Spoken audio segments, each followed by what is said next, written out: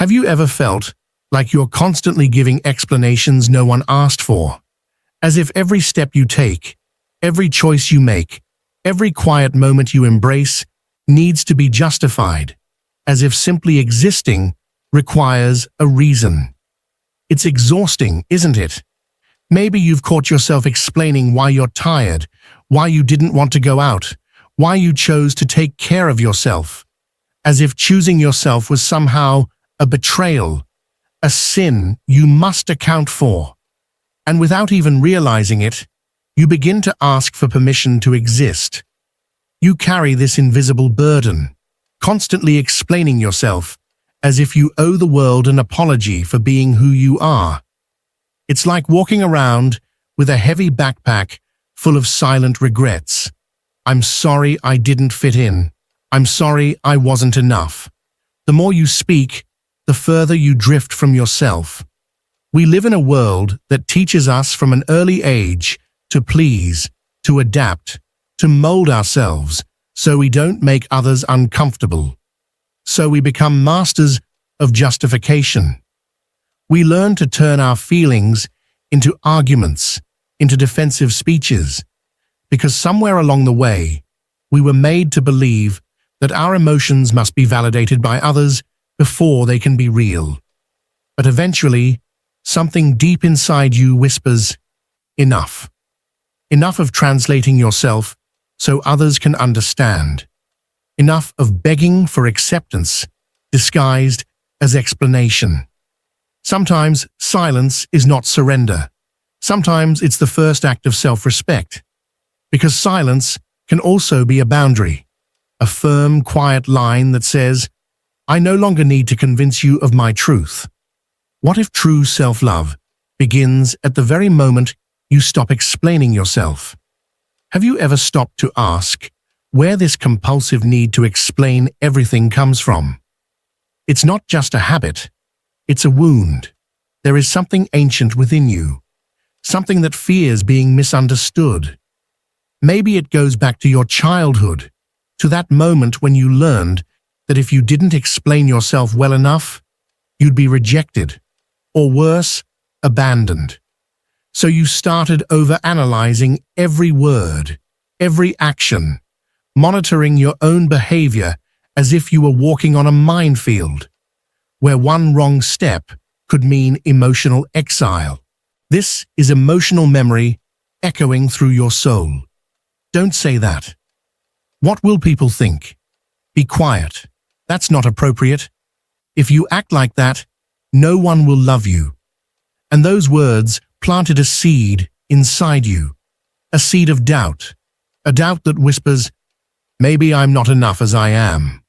That seed grows into a creeping vine, wrapping around your voice, suffocating your authenticity, dulling your peace. And without realizing it, you begin to live like you constantly need to prove you deserve to be here. But it's not your fault. This is what you learned in order to survive. In a world that often punishes vulnerability and glorifies the mask. Still, every mask tightens over time. Eventually, you can't breathe beneath it anymore, because living to be understood is a slow death in the silence of your own soul. You have the right to be yourself, even if no one understands you. You have the right to feel, without giving explanations. You have the right to exist, even if your story can't be explained in neat, tidy words. And what if the fear of being misunderstood is just a reflection of a childhood where no one truly took the time to understand you?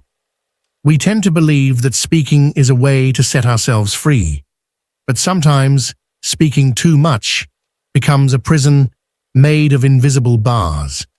When you feel the need to explain every no, every decision that breaks expectations, every instinct that deviates from the mold, your voice is no longer an expression. It becomes a defense, a shield, a wall, a silent plea to be accepted. And little by little, without even noticing, you stop speaking to express yourself and start speaking to protect yourself.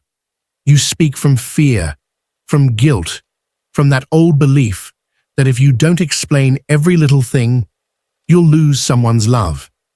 And that kind of speaking, it drains you. It tires your soul, weighs on your chest, dims the light in your eyes. Explaining everything, all the time, is like standing trial every day, where you play the accused, the lawyer, and the judge. You punish yourself for feeling what you feel, and then you struggle to make it all sound acceptable. And still, sometimes they don't believe you, they don't understand you, they don't hear you. Has that ever happened to you? Speaking out of fear is like trying to stop a storm with your bare hands. The words become fragile, nervous, stripped of truth, and your heart, despite all its efforts, remains alone. Your soul knows when you speak from love and when you speak from fear of not being enough. And deep down, you know it too. You feel that difference in your throat, in your stomach, in your chest. And there, in that awareness, a painful but freeing truth emerges. No matter how much you explain, those who don't want to understand you never will. Not because of who you are now, but because they never tried to see you from the beginning. And maybe, just maybe, it's time. Time to stop speaking just to convince and start embracing silence to begin healing. There's a moment in life, a quiet, raw, but beautiful moment, when you realize that silence isn't emptiness, it's shelter, a place without words where finally you can hear yourself again. And no, I'm not talking about the uncomfortable silence, the kind that feels like punishment. I'm speaking about a kind of silence that embraces you, not the absence of sound, but the sacred presence that arrives after countless internal battles. It's not the kind of silence that screams in your chest or pleads to be broken. Number this silence doesn't demand explanations. It doesn't ask for anything in return. It simply is. It exists alongside you, like a gentle witness to everything you've carried within. And in its presence, you feel, maybe for the first time, what it means to be completely seen without judgment. This silence does not question your pain. It doesn't interrogate your sadness, your fears, or your moments of uncertainty. It doesn't try to fix you or mold you into something more convenient, more acceptable. It doesn't ask you to be okay. Instead, it meets you exactly where you are. It says, you don't have to explain why you feel this way. Just rest. And it is in this silence, listen carefully now, that your soul finally finds a place to breathe, to exhale, without fear of being misunderstood. Because speaking can be exhausting, especially when your words are shaped by wounds, when your voice trembles under the weight of what you've endured. But silence, when chosen consciously, not imposed, becomes a form of healing. It becomes medicine, not the kind that numbs the pain, but the kind that brings you back to yourself, in that sacred space where you no longer feel the need to justify your existence. Something incredible begins to happen. You start to reclaim your voice, not the one you use to speak to the world, but the quiet one within that has always guided you. The voice of your truth, your intuition, your essence. And in that moment, something begins to soften.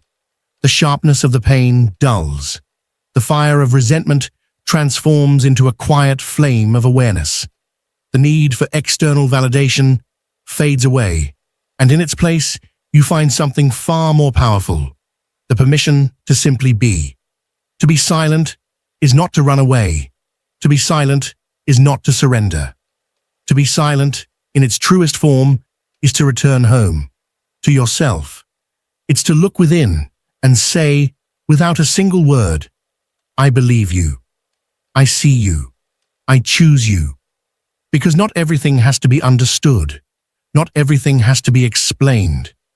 There are feelings that are meant to be felt, not translated. There are moments when your silence is not avoidance, it's protection. And there are people in your life who may never deserve the explanation you keep trying to offer them. So close your eyes, take a deep breath, and allow yourself to listen, truly listen, without needing to speak.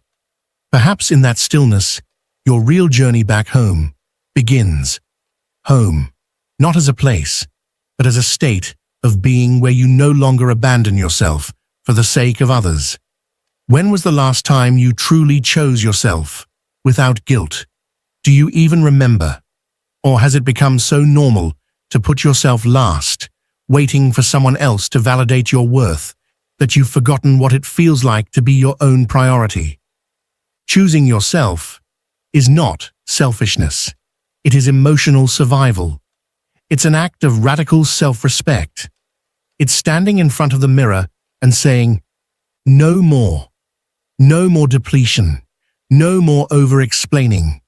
No more trying to convince others that I am worthy of love, rest, or understanding.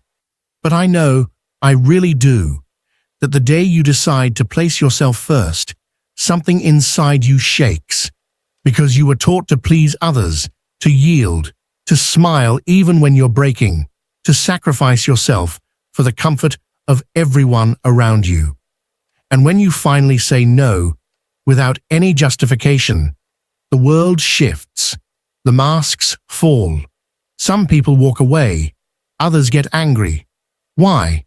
Because you're no longer the version of yourself they constructed to meet their needs. And yes, it hurts. It stings to be misunderstood, to be left behind by those who once claimed to care. But you know what? It's real. It's liberation. It's rebirth. Choosing yourself is an act of courage, because when you do, you are also saying goodbye to the version of you who waited endlessly to be chosen by others. You are burying the compulsion to explain your wounds, your pauses, your path. And yes, it's terrifying, because choosing yourself might mean standing alone for a while. But let me tell you something, from the depths of my own experience, the solitude that comes from choosing yourself is not a punishment. It is a cleansing. It is sacred space to heal, to reconstruct your identity, to remember that your value is not up for negotiation, not determined by what others accept or fail to understand. There is a quiet power in saying, today, I don't need to explain myself. Today, I just need to honor myself. And even if no one sees that moment, even if the world doesn't clap for you, it will remain one of the holiest decisions you've ever made. But let's not pretend it's easy. Many of us spent years silent out of fear, not choice. That's a different kind of silence. A silence that doesn't heal. It suffocates. A silence that wraps around your throat like a knot, because you've convinced yourself that speaking up will only bring more pain. And yes, sometimes talking hurts, but staying silent, when that silence is rooted in fear, can be even more damaging. Have you felt it? That choking silence where you swallow your truth to avoid conflict, where you bury your feelings just so you don't make anyone uncomfortable. That kind of silence is like swallowing glass, invisible, but sharp enough to break you from within. And worst of all, with time, you get used to it. You become skilled at smiling when you want to scream. You say, I'm fine, when everything in you is trembling. You learn to fake calm while chaos rages beneath your skin. But silence born from fear is not peace.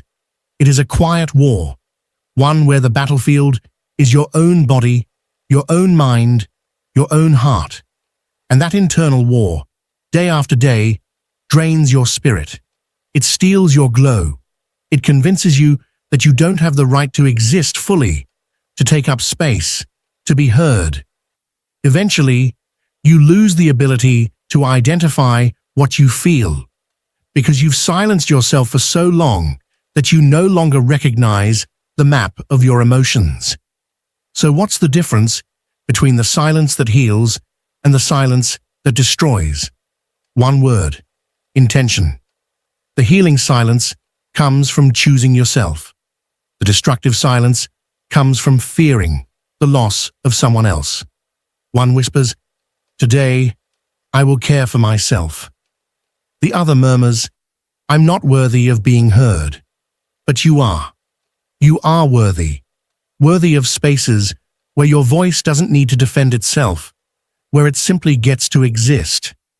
You deserve relationships where silence is a moment of peace, not a prison. And if you haven't found those spaces yet, be that space. Be the one who listens to your own soul. Be the one who allows your heart to speak, and also to rest in silence, when that is the truest expression of self-love. One day, and you won't know exactly when or how, but one day, something inside you will quietly break, not in anger, not in sadness, but in a strange, sacred stillness. A calm knowing will rise in you, and that day, without a big announcement, without drama, you will simply say, "Enough," and that day will change you forever, because you will finally realize that you no longer owe anyone an explanation, not because you feel superior, but because you now understand.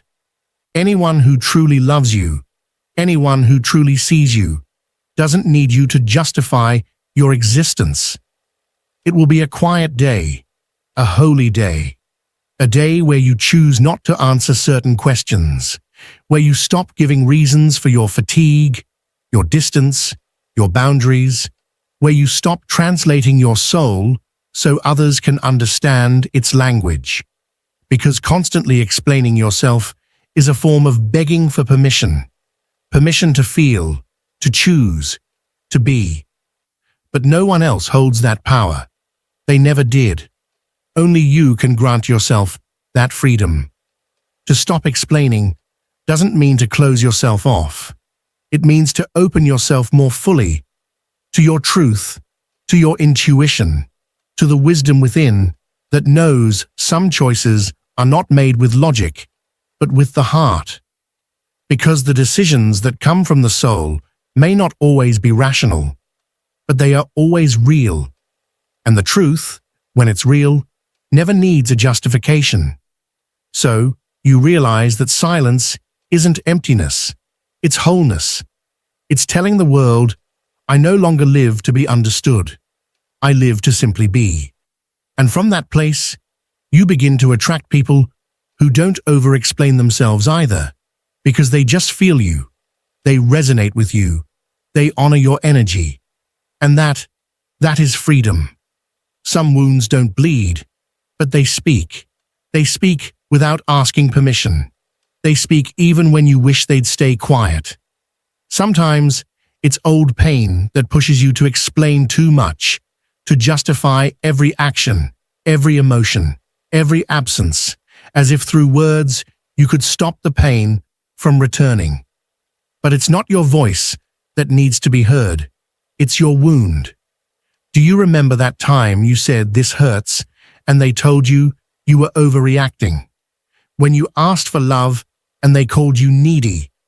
From that moment, your soul learned that in order to be heard, it had to explain itself.